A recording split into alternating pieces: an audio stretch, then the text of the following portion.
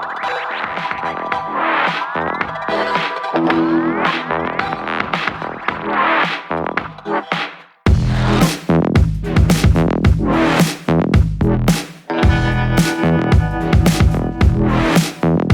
वालेकुम प्यारे बच्चों, 4th क्लास का आज हमारा 3rd चैप्टर स्टार्ट कर रहे हैं हम।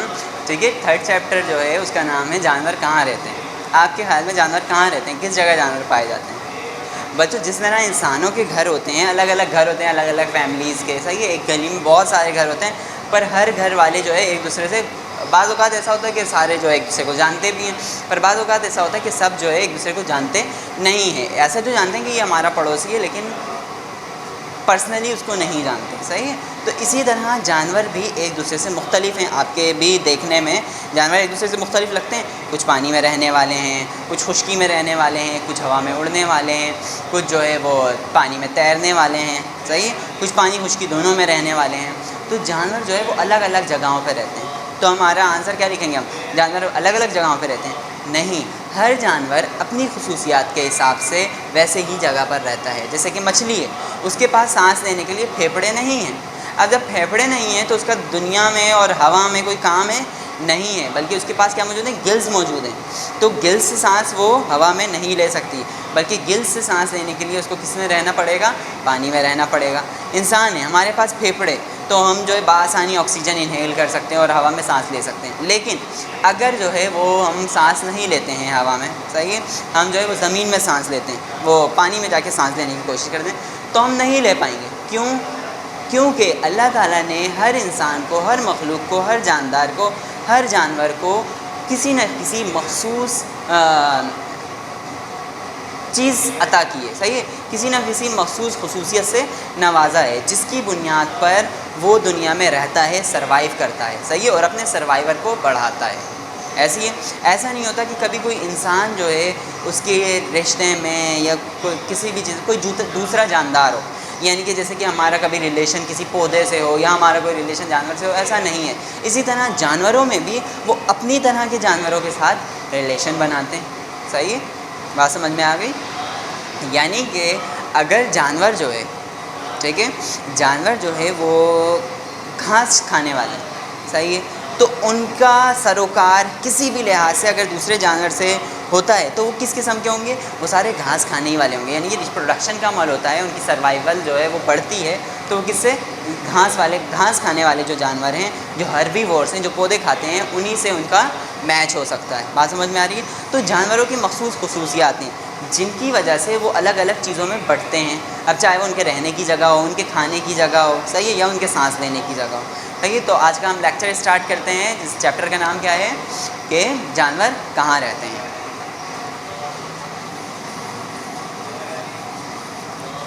अब हम कहते हैं जानवर कहाँ रहते हैं, तो बच्चों जानवर तो बहुत सारे हैं, कोई एक जानवर तो है नहीं, जानवर तो बहुत सारे हैं। तो जानवर बहुत सी जगहों पे रहते हैं, कुछ पानी में रहते हैं, कुछ खुश्की में रहते हैं, सही है। तो हमें यही लिखना है कि कुछ पानी में रहते हैं, कुछ खुश्की में रहते हैं, कुछ पानी खुश्की दोनों में रहते हैं, सही है, कुछ हवा में उड़ते हैं, बात समझ में आ रही, कुछ रेगिस्तानी इलाकों में होते हैं। और जहाँ वो रहते हैं वो जगह क्या कहलाती है? जिस तरह हम रहते हैं, हम गली में रह रहे हैं, वो गली हमारी हैबिटेट में शामिल है, हमारी मस्कन में शामिल है, सही है। इसी तरह हम स्कूल आते हैं तो स्कूल जो है वो हमारा हैबिटेट में शामिल होगा, मस्कन में शामिल होगा। यानी कि आप एक साल से एक ही स्कूल में जा रहे हो और अगले साल आपके नए स्कूल में एडमिशन होता है, तो वहाँ पर आप क्या बन के जाओगे? आप न्यू एडमिशन बन के जाओगे। आपके लिए वो जगह नहीं होगी, उस जगह के लिए आप नए होगे। बात समझ में आ रही है? वो आपकी हैबिटेट का भी हिस्सा नहीं बना होगा। लेकिन एक साल बाद हम जब नई क्लास में जाते हैं और अपने स्कूल में आते हैं, हमें ऐसी कोई फीलिंग्स नहीं आ रही होती। ऐसी है, ये होता है कि हम नई क्लास में जा रहे हैं, नए टीचर्स मिलेंगे, लेकिन ये नहीं होता कि हम जो है न्यू एडमिशन, भाई मैं न्यू एडमिशन आ गया नई क्लास में, ऐसा नहीं होता। तो वो जगह जहाँ पे इंसान या जानवर या जानदार रह रहे होते हैं, वो उनका क्या बन जाता है? हैबिटेट बन जाता है, ठीक है। तो बात करते हैं किसकी? अगर बात करें हम हैबिटेट की,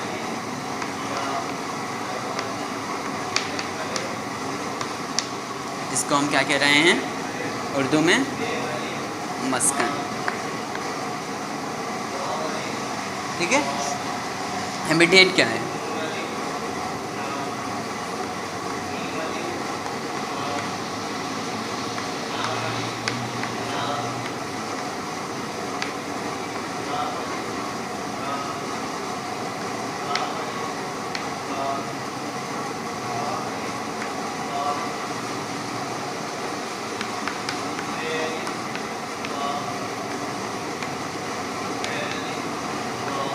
जिस जगह जानवर रहता है वो उसकी हैबिटेट का हिस्सा बन जाता है, वो उसकी हैबिटेट कहला रही होती है। जिस तरह परिंदों की बात करें तो परिंदों की हैबिटेट क्या है भाई, कि वो हवा में उड़ते हैं, वो दरख्तों पे अपना जो है वो घोंसला बनाते हैं। ठीक है, बात समझ में आ रही है। उसके अलावा अगर हम शेर की बात करें, लाइन की बात करें, तो लाइन जो है वो गारों में रहता है, यानी कि उसकी रहने की जगह गार होती है। और जो सुरंग वगैरह होती हैं पहाड़ों में और या फिर कभी कभार पत्थरों में, उस जगह पर जाके शेर रहता है। शेर ऐसा नहीं है कि वो जंगल में खुला घूम रहा होता है, नहीं, उसके सोने की जगह यानी कि पर्सनल जगह जो उसकी होती है, पर्सनल समझना, पर्सनल जगह उसकी असल में गार वगैरह होते हैं। ठीक है, जहाँ पे वो जाकर बासानी रहता है, अपना शिकार ले जाके वो उधर खाता है। सही है, बात समझ में आ गई। हैबिटेट क्या है, जहाँ जानदार रहते हैं। जिस तरह मैं इधर लिख देता हूँ, फिश, वाटर, सही है, बर्ड, फ्लाई इन एयर, ये हैबिटेट का हिस्सा है। फ्लाई कर रहे हैं बर्ड, तो ये भी इनकी हैबिटेट का हिस्सा है। जिस तरह मैंने आपको बताया, हम जहाँ रह रहे हैं, एक घर है हमारा, वो हमारी हैबिटेट का हिस्सा है। इसी तरह हम स्कूल आ रहे हैं, तो स्कूल आके हम, स्कूल भी हमारी हैबिटेट में शामिल होगा। इसी तरह परिंदे अपने घर में तो रहते हैं, लेकिन घर में रहने के बावजूद अलावा जो है वो उड़ते भी हैं। ठीक है, तो ये जो उनका उड़ना है, फ्लाइंग प्रोसेस है, ये भी इनकी हैबिटेट का हिस्सा है। आज तक हमने किसी डॉग को उड़ते हुए देखा है, किसी कैट को उड़ते हुए देखा है? नहीं। हर जानदार की, हर जानवर की अपनी अपनी अलग अलग खुसूसियात हैं। सही है, तो ये जो है जानवरों की हैबिटेट है। हैबिटेट समझ में आ गया, हैबिटेट क्या होती है। अब बात करते हैं हम क्लासिफिकेशन की। क्लासिफिकेशन क्या चीज़ है?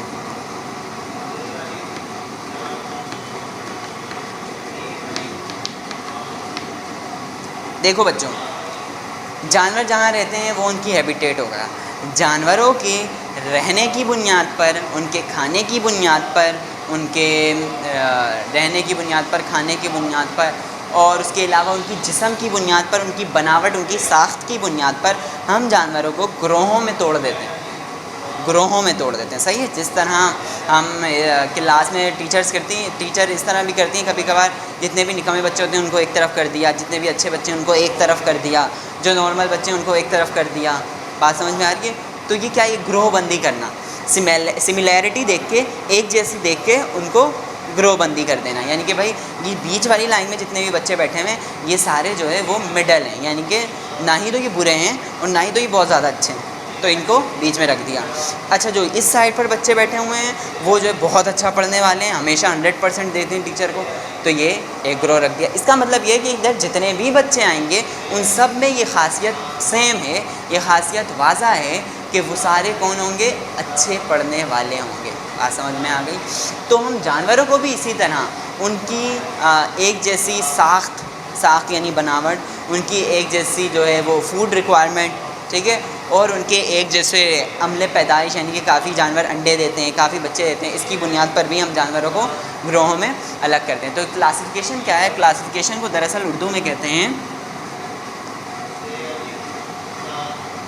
ग्रोह बंदी। ठीक है, क्लासिफिकेशन को उर्दू में क्या कहते हैं? क्लासिफिकेशन को उर्दू में कहते हैं ग्रोह बंदी।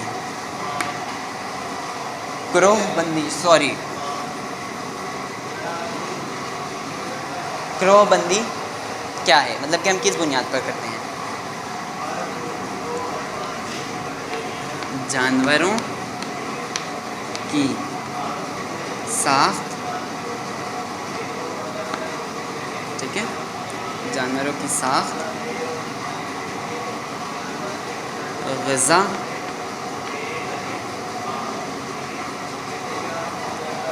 और मस्कन की बुनियाद पर उनको ग्रोहों में तोड़ा जाता है। ये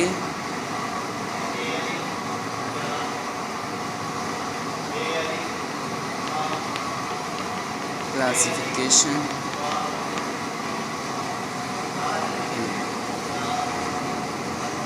कहलाता है। ठीक है। अच्छा बच्चों, क्लासिफिकेशन को हम सिर्फ जानवरों की बुनियाद पर नहीं बल्कि जानदारों की बुनियाद पर भी पढ़ते हैं, यानी कि सिर्फ जानवर ही नहीं बल्कि पौधों को भी हम क्लासिफिकेशन के पैमाने पर ले जाकर ग्रोह बंदी करते हैं, उनको क्लास में तकसीम करते हैं। तो जानवरों की साख्त यानी स्ट्रक्चर, उनकी बनावट, साख्त, ग़िज़ा, फूड रिक्वायरमेंट यानी कि जो वो फूड ले रहे हैं उसकी बुनियाद पर, मस्कन, उनके रहने का जो माहौल है, ये तीन चीज़ें आपने याद रखनी है। किन बुनियाद पर हम किसी भी जानवर को क्लासिफाइड करते हैं, उसकी क्लासिफिकेशन करते हैं जानवरों की? एक तो ये स्ट्रक्चर, एक फूड रिक्वायरमेंट और तीसरा हैबिटेट। साख्त यानी स्ट्रक्चर, ग़िज़ा यानी फूड रिक्वायरमेंट, मस्कन यानी हैबिटेट की बुनियाद पर उनको ग्रोहों में तोड़ा जाता है। सही, तोड़ा जाता है, या फिर ये भी कर सकते हैं कि तकसीम किया जाता है।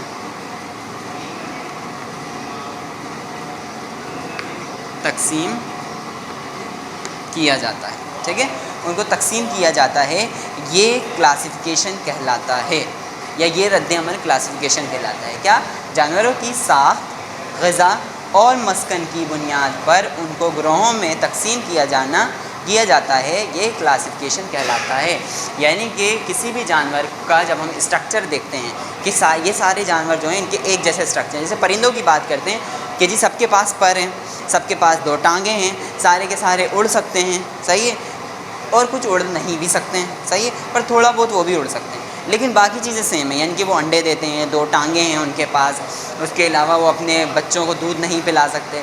ये खुसूसियात देखकर, उनके स्ट्रक्चर देखकर, पहला हमने स्ट्रक्चर देखा, पर हैं सबके पास, फीदर्स हैं सबके पास, उसके अलावा सबकी जो बोन्स हैं वो हॉलो हैं, मतलब कि खोखली हैं, हड्डियाँ खोखली होती है परिंदों की, ताकि वो बासानी उड़ सकें, उनका वज़न कम हो, ठीक है। उसके बाद हम ग़िज़ा की बात करते हैं। अच्छा, सारे जो हैं वो गोश्त दे दो उनको या फिर उनको दाना दे दो, वो सब खा लेते हैं, सही है। अब जैसे चील है, चील वो गोश्त खाती है, सही है। मुर्गी को भी अगर हम कोई जो हमारे यूज़ का नहीं होता है, गोश्त में से कुछ ऐसे पार्ट निकल जाते हैं, वो अगर हम मुर्गी वगैरह को भी दे देते हैं वो भी खा लेती है, सही है। चिड़ियाँ वगैरह को भी मिल जाए वो भी खा लेती है, पर ये ज़्यादातर जो है वो दानों पर सर्वाइव कर रही होती हैं, ठीक है। चील जो है वो दानों पर सर्वाइव नहीं कर रही होती, बात समझ में आ रही है। लेकिन बाकी खुसूसियात सेम ही हैं, जिस तरह मुर्गी, शुतुरमुर्ग वगैरह ये इतनी आसानी से उड़ नहीं सकते, लेकिन बाकी खुसूसियात सेम है, बिल्कुल सेम है, और ऐसी खुसूसियात इन परिंदों के अलावा किसी और में पाई नहीं जा रही। तो इसीलिए हमने मुर्गी को, शुतुरमुर्ग को भी परिंदों की लिस्ट में शुमार कर दिया। तो हमने क्या क्या देखा? एक तो ये देखा उनकी साख्त, यानी वो बने हुए कैसे हैं, दो टांगें, उनके ऊपर फीदर्स, सही है, उनकी चोंच, बीक, सही है। उसके बाद आ गए हम ग़िज़ा पर, यानी कि वो खाते क्या हैं। उसके बाद हम आ गए हैबिटेट पर, यानी कि उनको इन्वायरमेंट कैसा चाहिए होता है, सही है। ये चीज़ समझ में आ गई सबके। इसकी बुनियाद पर हम चीज़ों को क्लासिफाइड करते हैं, इसको हम उर्दू में कहते हैं ग्रोह बंदी, ग्रोह में तकसीम करते हैं। ये तकसीम करना है, ये क्या कहलाता है? ये कहलाता है क्लासिफिकेशन, ठीक है। क्लियर हो गया? किन चीज़ों की बुनियाद पर हम चीज़ों को क्लासिफाइड करते हैं। अब हम बात करते हैं कि मस्कन की बुनियाद पर जानवरों की ग्रोह बंदी, यानी कि हमने क्या पढ़ा अभी? साख्त की बुनियाद पर, ग़िज़ा की बुनियाद पर, मस्कन की बुनियाद पर। अभी जो हम ग्रोह बंदी कर रहे हैं वो किसकी बुनियाद पर कर रहे हैं? मस्कन की बुनियाद पर। ग्रोह बंदी खाली पढ़ेंगे, ग्रोह बंदी के अंदर का प्रोसेस आज हम नहीं करेंगे, ठीक है। तो ग्रोह बंदी में सबसे पहले आ गया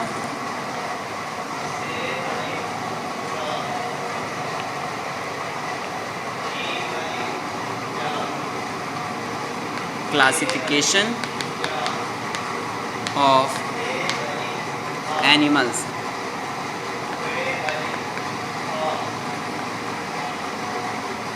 अकॉर्डिंग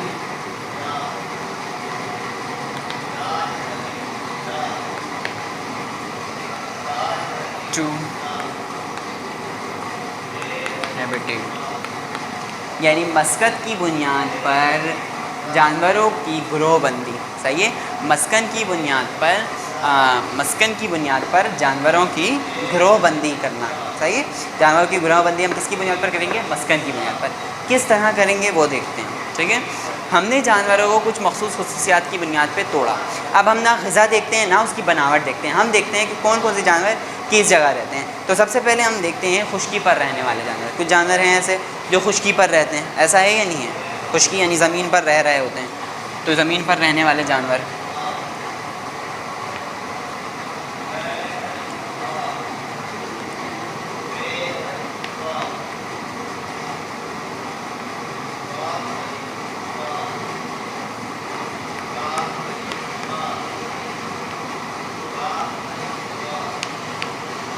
ठीक है, जिनको टेरेस्ट्रियल एनिमल्स भी हम बोलते हैं, ठीक है, टेरेस्ट्रियल एनिमल्स भी बोलते हैं।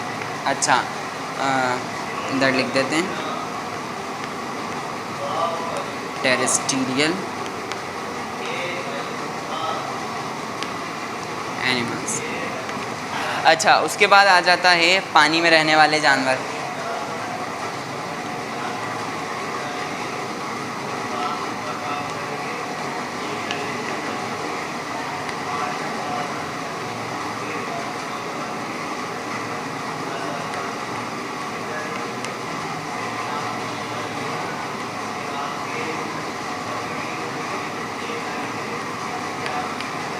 यानी एक्वेटिक एनिमल, ठीक है, क्लियर हो गया। खुश्की और पानी दोनों में रहने वाले जानवर, ठीक है। कुछ जानवर ऐसे भी होते हैं जो खुश्की और पानी दोनों में रहते हैं, ठीक है। आप भी ऐसे जानवरों के बारे में जानते होंगे जिनमें शामिल है हमारे पास कछुआ, मेंढक, और उसके अलावा ये जो आप मगरमच्छ, सही है। ये पानी में भी तैर सकते हैं और खुश्की में भी रह सकते हैं। स्नैक्स, बात समझ में आ रही? ये ऐसे जानवर हैं जो पानी में भी सर्वाइव कर सकते हैं, यानी कि पानी में भी अपनी ग्रोथ कंटिन्यू रख सकते हैं, और खुश्की में ये रहते हैं, ठीक है। यानी कि ये सोते वगैरह जो हैं वो खुश्की में ही सोते हैं। बाकी इनका जो लाइफ टाइम का पैसेज है वो आधे से ज़्यादा या आधा यानी कि बराबर, सही है, वो पानी में भी गुजरता है। बात समझ में आ गई? एक्वेटिक एनिमल्स होगा। थर्ड हमने क्या बोला? पानी और खुश्की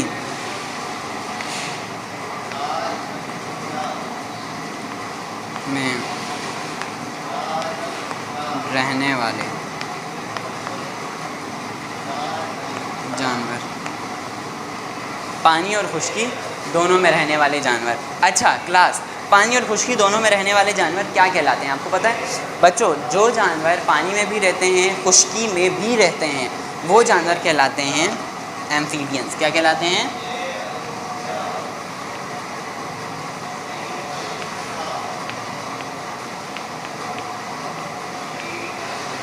एम्फीबियंस,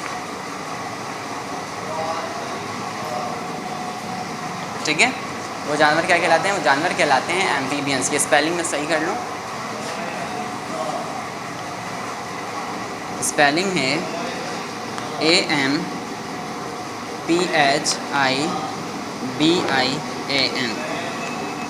एम्फीबियंस, ठीक है। कौन से जानवर? ऐसे जानवर जो खुश्की और पानी में दोनों में रहते हैं, वो क्या कहलाते हैं? एम्फीबियंस कहलाते हैं।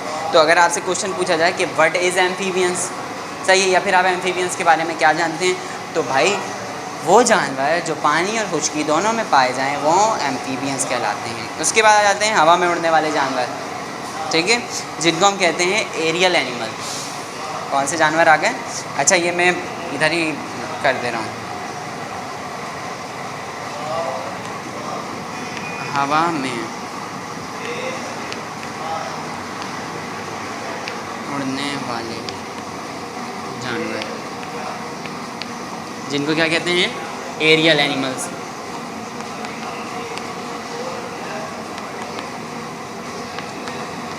ठीक है। अब एक लास्ट बचा है दरख्तों पर रहने वाले जानवर। कुछ जानवर दरख्तों पर भी रहते हैं, जैसे कि मंकीज़, ठीक है, बर्ड्स, और उसके अलावा कुछ जो है वो गिरगिट वगैरह और सैलमेंडर्स वगैरह और लिजर्ड वगैरह, ये दरख्तों पर भी पाए जाते हैं, ठीक है। तो इसके बाद आ गए दरख्तों पर रहने वाले जानवर।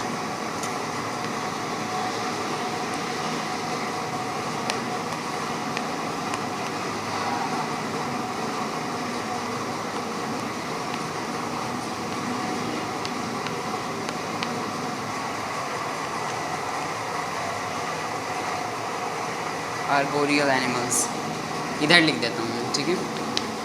आर्बोरियल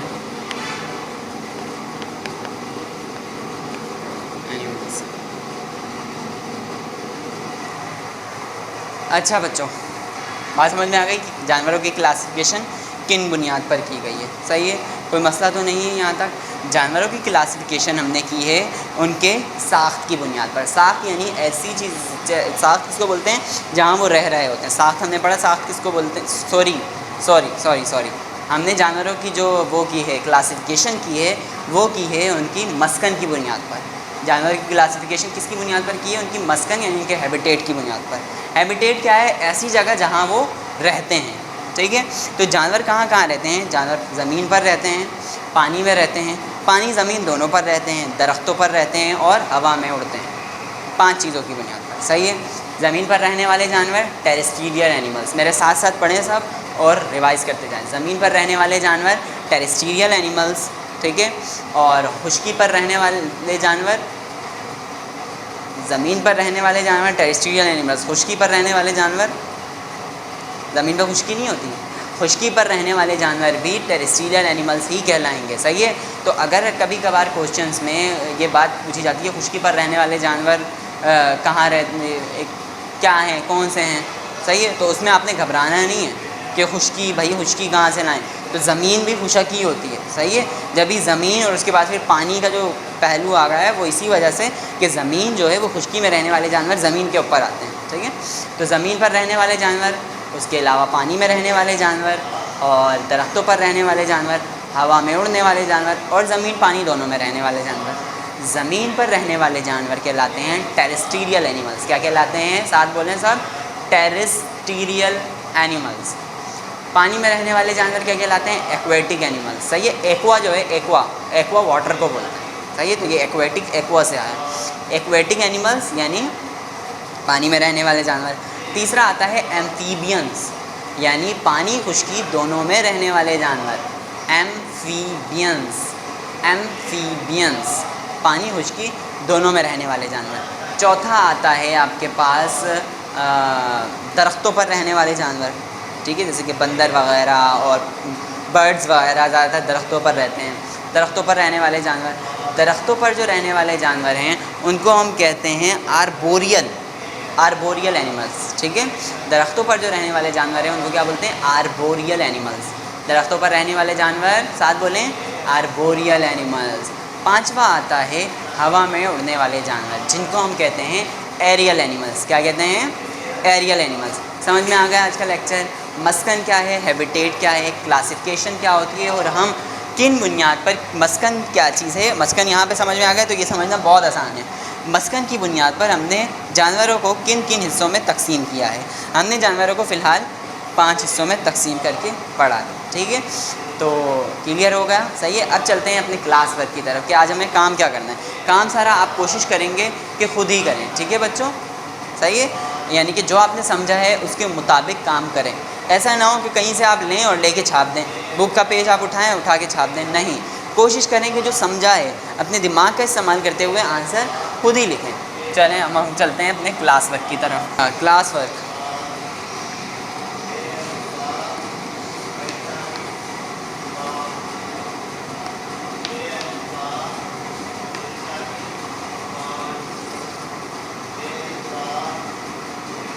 सवाल नंबर 1,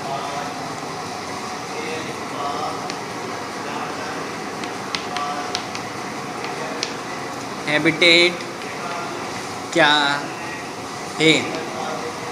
हैबिटेट को उर्दू में क्या बोलते हैं, पहले तो ये बताएं। मस्कन, बिल्कुल, हैबिटेट को उर्दू में मस्कन कहते हैं।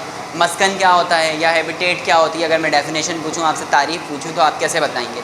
हैबिटेट जो है उसकी डेफिनेशन या उसकी तारीफ़ ये है कि जानवरों का जिस जगह पर रहना है, सही है, ये जानवर जिस जगह पर रहते हैं उस जगह को हैबिटेट कहा जाता है, उनका मस्कन कहा जाता है। सही है, और ये जानवरों के लिए नहीं बल्कि ये जानदारों के लिए इस्तेमाल होगा, क्योंकि पौधों का भी अपना हैबिटेट होता है, इंसानों का भी अपना हैबिटेट होता है। सही है, इन्वायरमेंट जो है, हमारा माहौल, हमारा मोहल्ला, ये सारा हमारे हैबिटेट में आता है, हमारे मस्कन में आता है। इसी तरह जानवरों का भी वाटर है या ज़मीन है, पानी है या फिर ज़मीन है या फिर हवा है, यानी परिंदे जो उड़ते हैं, ये सारी चीज़ें उसकी किस में आती हैं, हैबिटेट में आती हैं। सही है, अगले ये आंसर आपने लिखना है, आंसर खुद से लिख लेंगे, बबल की भी हेल्प ले सकते हैं और पेज नंबर 10 पे भी आप हेल्प ले सकते हैं। आंसर खुद से लिखना है। 4 क्लास के स्टूडेंट्स हैं, सारे आंसर खुद से बासानी लिख सकते हैं।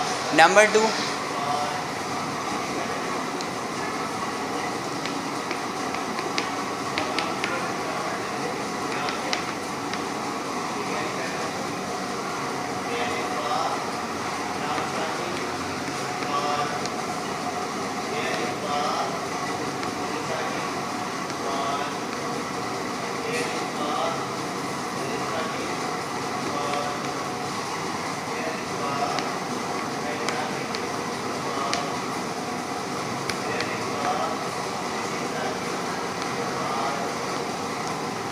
अच्छा जी, क्लासिफिकेशन के बारे में आप क्या जानते हैं, यानी ग्रोहबंदी के बारे में आप क्या जानते हैं? जानवरों की साख्त, ग़िज़ा और मस्कन की बुनियाद पर ग्रोह तैयार करना या फिर मस्कन की बुनियाद पर तकसीम करने को क्लासिफिकेशन कहते हैं, ठीक है। और उर्दू में क्लासिफिकेशन क्या कहते हैं? ग्रोहबंदी। क्लासिफिकेशन की डेफिनेशन समझ में आ गई? जानवरों को उनके साख्त, उनकी ग़िज़ा और उनकी मस्कत की बुनियाद पर मुख्तलिफ़ हिस्सों में तकसीम करना, जिसको हम बोलते हैं डिफरेंट क्लासेस में डिवाइड करना, सही है। डिवीज़न इन डिफरेंट क्लासेस, सही है। मुख्तलिफ़ क्लासेस में, मुख्तलिफ़ ग्रोहों में तकसीम करने का नाम जो है वो क्या है? क्लासिफिकेशन। जिस तरह हमने आपने पढ़ा इसमें classification of animals to according to habitat में, तो उसमें हमने उसकी किसकी बुनियाद पर? मस्कन की बुनियाद पर, यानी कि उनकी रहने वाली जगह की बुनियाद पर उन जानवरों को 5 हिस्सों में तोड़ा।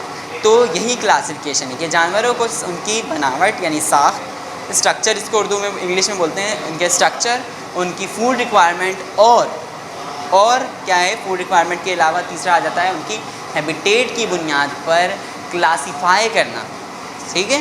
क्लासीफाई यानी कि उनको तकसीम करने का नाम क्लासिफिकेशन है। ये क्वेश्चन का आंसर भी, इस क्वेश्चन का आंसर भी आपने खुद ही लिखना है, सही है। अब चलते हैं तीसरे की तरफ।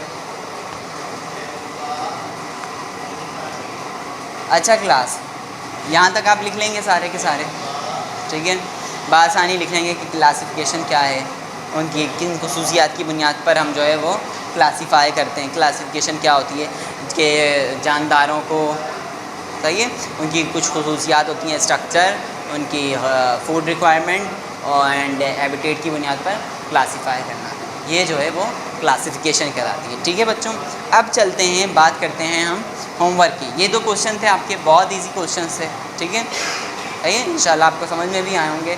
आगे जब हम चलते हैं होमवर्क पे, अभी आपने वीडियो पॉज करनी है। अच्छी तरह से सारे बच्चे जानते हैं कि जब भी क्लास वर्क हम कर रहे होते हैं, फर्स्ट क्वेश्चन उतारते ही उसके मुतालिक जितने भी इंस्ट्रक्शंस हैं उनको सुनकर मेरी, और आप वीडियो को पॉज कर दिया करें, उसके बाद उसका आंसर लिखना शुरू किया करें, ठीक है। होमवर्क की बात करते हैं, अब हम होमवर्क करने चलें। तो होमवर्क में जो हमारा क्वेश्चन है वो है,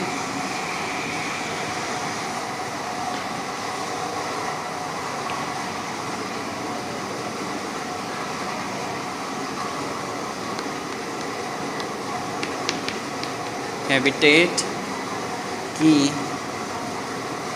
बुनियाद पर, हैबिटेट की बुनियाद पर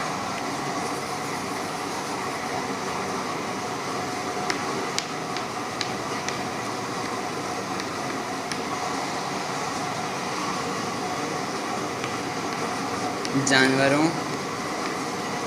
की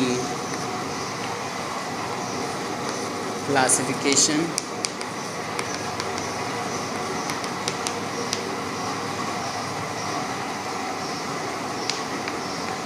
बयान करें।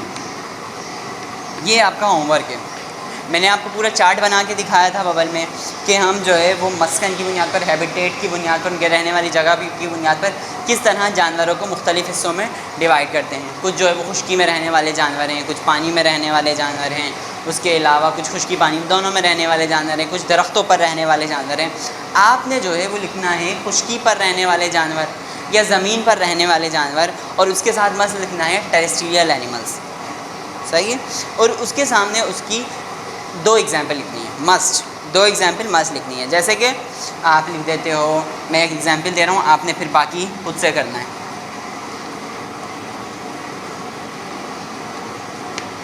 ज़मीन पर रहने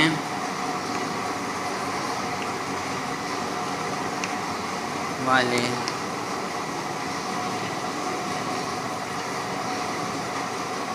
जानवर यानी